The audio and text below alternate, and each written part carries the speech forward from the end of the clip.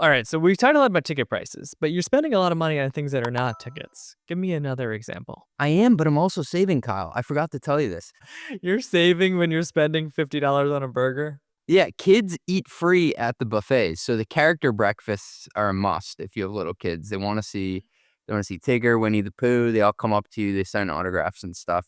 If the kid's under 4, you don't have to pay for, so you only charge for the adults. So they charge for me and my wife. Guess how much it is per adult, though, for these breakfasts? I can only imagine. What, $100? Like $70, I think, per adult. Do you know how much it costs to make eggs, Kyle? Not It's $70 per not adult. $70, I'm gonna I tell you hope that. you were hungry that day. Kids, don't eat much. Like, my kids decide weirdly, like, I'm just gonna eat this one meal a day, and then I'm not gonna eat everything else, so, like, you can't even predict that. They don't consume much, and then they're too hyped out of their minds looking for the characters to even touch their food, so it's not like they're even losing much money on that food, and then they overcharge the adults for it, but by the time we left, the bill was $200 for breakfast. And listen, like, I'm also not complaining because they had the time of their lives getting pictures with them. So this is like how I'm split between like being angry about it, but also like happy we did it. They bake it all in to the parents' pricing to make sure that they still make a ton off of it. We talked before about like the loss leader, like the third day of tickets, like making it cheaper to actually stay 3 days versus two. In this case, the loss leader was the kids eat free and the kids are really gonna want to go meet the characters. So it's kind of like having this freemium strategy, but not freemium as like a code for just we're gonna cut rate like discount product. Like they are making up for it, and free is an acquisition strategy to get people to pay a lot of money later. I remember one of the very first episodes we did, you'd asked me like different scenarios, how much I'd be willing to pay for a beer in each place. Like one, I think was at the Super Bowl. One was like on the beach at sunset. One was like on my couch.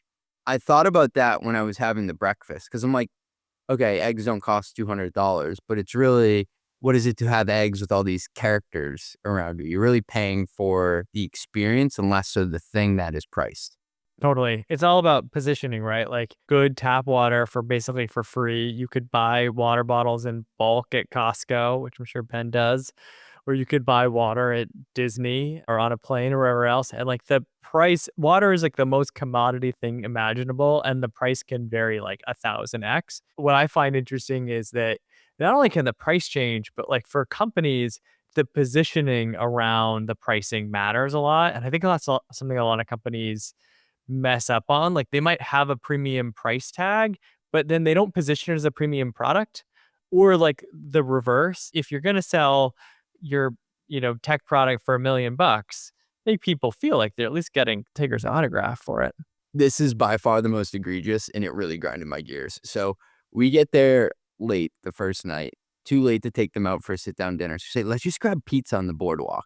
So if you've ever been to the boardwalk, it's awesome. They have like carnival games going on. They got like all sorts of entertainment, music, these like 4-person bicycles. And they have this pizza place, right? You walk up and you order. They're selling jumbo slices. Do you know what a jumbo slice is, Kyle? A jumbo slice. Does it look like a Costco size slice? It's like if they took a pie, but instead of cutting into 8 slices, they only make it 4. They have, cheese, $10 a slice, pepperoni, $12 a slice. So, we took a normal pizza, okay? I got 2 cheese, 2 pepperoni. I paid $42 for this, Kyle. That's a little bit absurd, but saved a lot of money relative to that breakfast. It was actually $44 if I'm really counting here. Terrible public math. People aren't, like, complaining about the price. They're walking around. This guy holds up the piece to his wife. He goes, "Look at this pizza. Look how big this slice is." Bro, they just didn't cut it again. It's a normal pizza and they only cut it into 4 slices. I'm trying to think if I would feel better about 12 or what, $10 a slice or $5 for a smaller slice.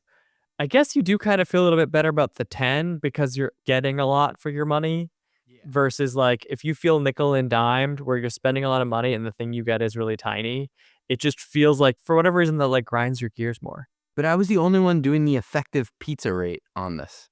Everyone else was just enjoying their time at Disney. The way you package things up can matter a lot. And I think this is partly why so many companies are moving towards this idea of like seat with an included consumption and then extra consumption on top of that. Like a seat feels like it's worth a certain amount. So it's like, I'm gonna pay $20. I'm gonna getting all this stuff for my $20.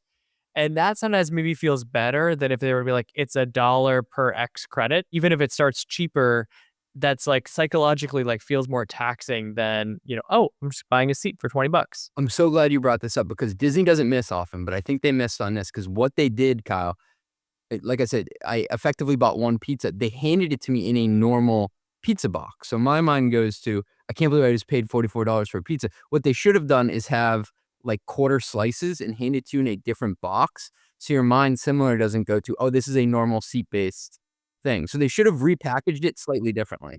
If you're listening, Disney, take CJ's advice. All right, what's next? Exit through the gift shop. I think this one's pretty self-explanatory. So after every ride, they deposit you back into a themed gift shop on the way out. And it's really smart because your child is having this peak emotional moment and you're both buzzing. And then you walk through and there's a $38 Pirates of the Caribbean sword. And you're like, how can I not buy this sword? My kids have never seen Pirates of the Caribbean, but we just had so much fun. We're going to buy this. You can get everything in the gift shop for basically 1/3 the price on Amazon, but it's not really what they're selling there. It's the moment in which they show it to you and present it to you that they get you to pounce. This is a classic strategy. It's obviously not just Disney that does this, but I think the willingness to pay for products can be very situation dependent. And so if I'm a company and I've got some big initiative going on, like if I've got compliance software, it's like dime a dozen. This is a commodity thing. I just need it to check the box. But if you just sold a customer or you're working out a really high value deal and you need SOC 2 compliance, like to be able to close that deal, and you've got a company that can offer you that and like get it done now, all of a sudden you're like, shit, I'm willing to spend like so much money to get this done because there's urgency to it. There's a clear initiative. Like there's something that will motivate and like drive urgency across the org. Finding those initiatives or those like moments for your customers and being able to tie your pitch to those moments can actually make a huge difference around willingness to pay.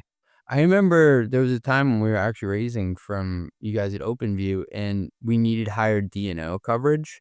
And if you asked me in that moment how much I was willing to pay for D&O coverage, because there's a compelling event tied to it versus any other time in the year, they're very different numbers. But I mean, a lot of companies are not, they sell on their calendar or when they're releasing a product and they don't have great visibility into the customer's perspective and like what's going on the customer side, what initiatives are happening, why something might matter to them. That can make a huge difference around both conversion rates and deal sizes. I wanted to tie this back to just getting closer, not to the financial value of what the contract is for, but the product telemetry of what you can learn about their usage and what events are going on within their company to go back and ask them to renew, not based on the renewal cycle, but when they're doing something that demonstrates that they're at like a value high point. I don't normally see like renewals tied to, oh, you're riding on the high, you just had this great success, like renew here.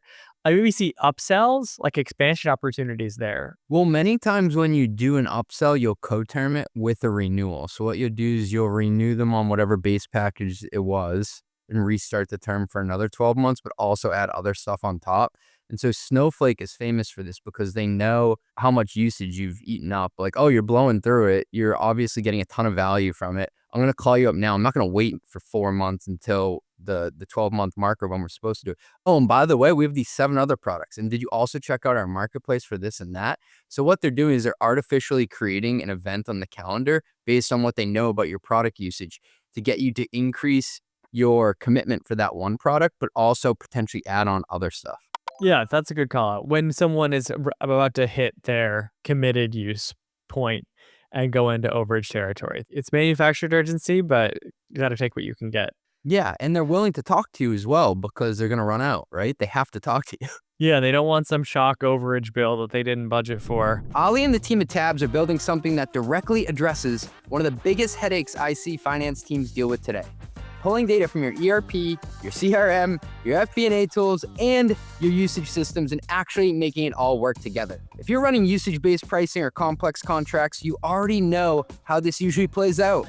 contracts live in one system, usage data lives somewhere else, billing happens in another tool. RevRec gets layered on top at month end, and finance ends up just reconciling everything by hand to close the books. This is exactly the problem Tabs was built to solve. Tabs is an AI-native revenue platform built for controllers and CFOs. It brings together data from your ERP, CRM, and real product usage into a single system of record. From there, it automates billing, collections, and revenue recognition without finance having to duct tape workflows together every month. If usage-based revenue is core to your business, this is the future of how billing and RevRec get done. Go check them out at tabs.com/run. That's tabs.com/run.